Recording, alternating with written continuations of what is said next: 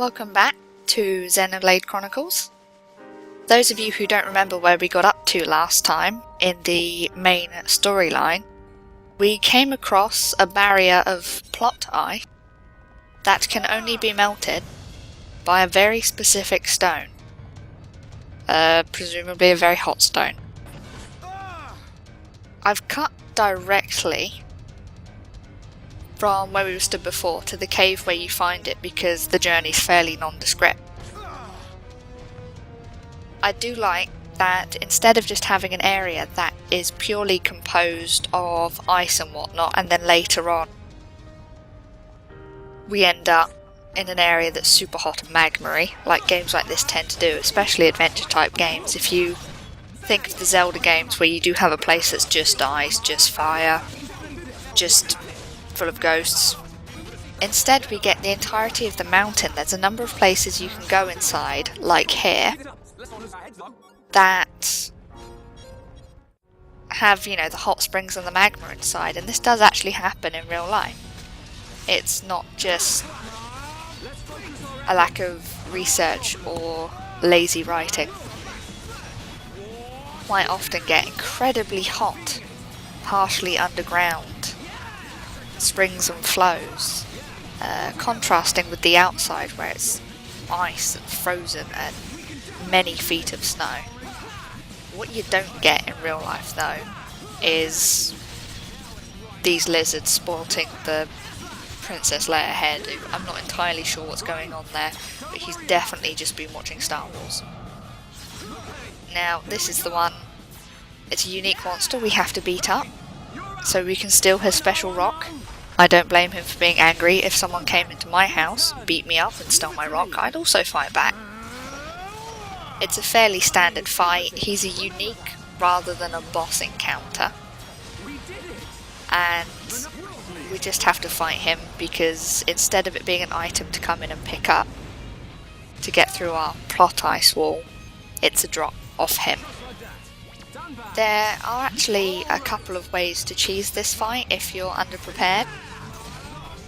I do believe Dunbang could put him to sleep or instantly topple him or something, and then Shala has him that will then kill him in one hit.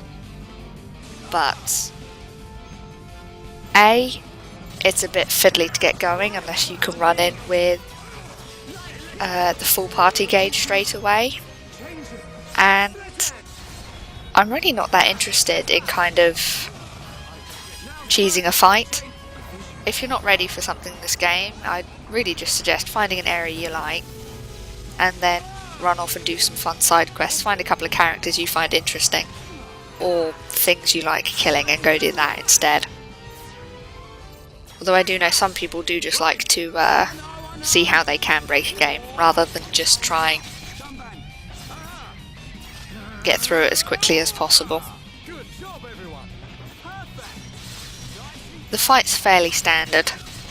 I did have a guide somewhere of all the moves this monster did, but I can't find it and no one else seems to have written one up, so more importantly than anything else, he dies.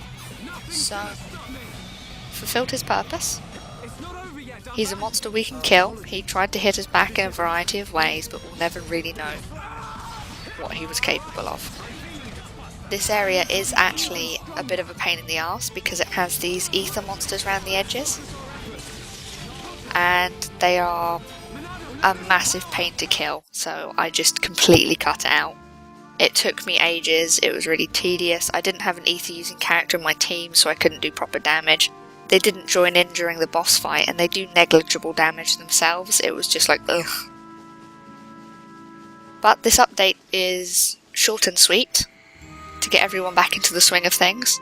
So enjoy our short caving adventure.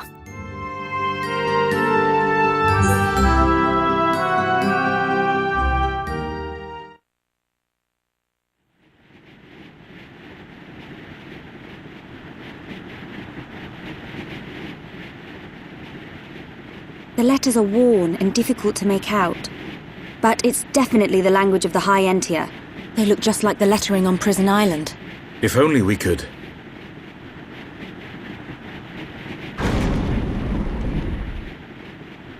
Just walk inside.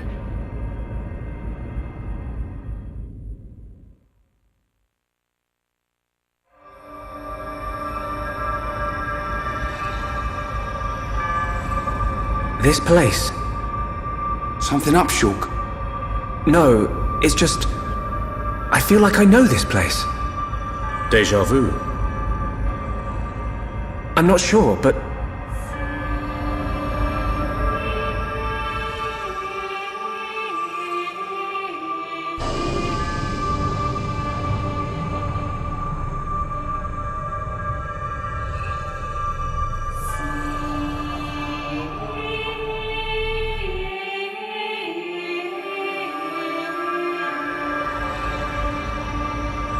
I thought I had it.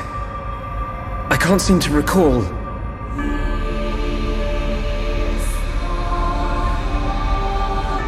Are you all right? What? Must be tired. Don't worry. This is Osse Tower. Built by the High Entia to house and protect the Monado. The ceremony of seers was conducted here. It is also where the Homs found the Monado. Wait, you mean...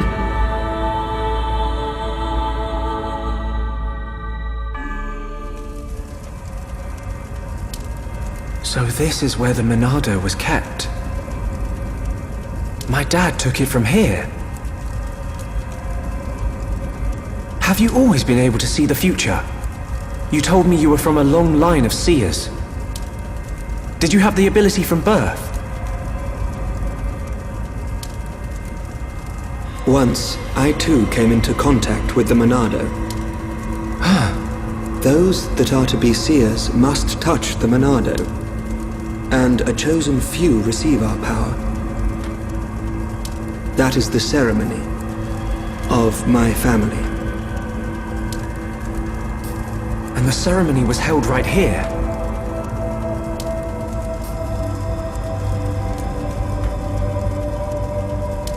Shulk, why do you think we can see the future? I hadn't really thought about it. After I grabbed the Monado, I just saw things. Your visions are the flow of ether itself. Ether is the very source of our world's existence. Where and how much ether there exists now and in the future can be predicted. Therefore, in principle, the future of living beings such as us can also be predicted. And there is one thing that makes possible the visualization of those predictions. You mean... the Monado? The Monado can disrupt the ether, allowing you to release certain powers, which means... My visions, under the same principle, are there to disrupt the future. With no one to control the outcome, the future will never change. But what if someone were to disrupt the future?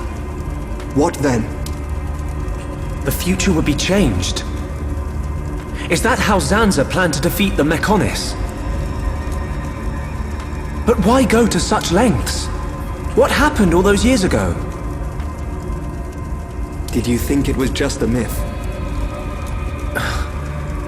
I used to only believe in what I could see. My home, my friends, the Monado itself. I knew those things were real.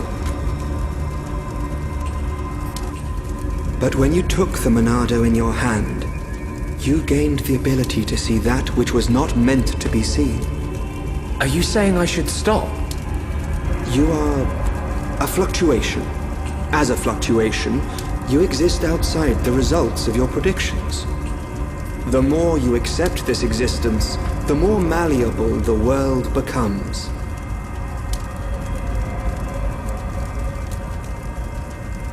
In fact, you have no choice but to accept it.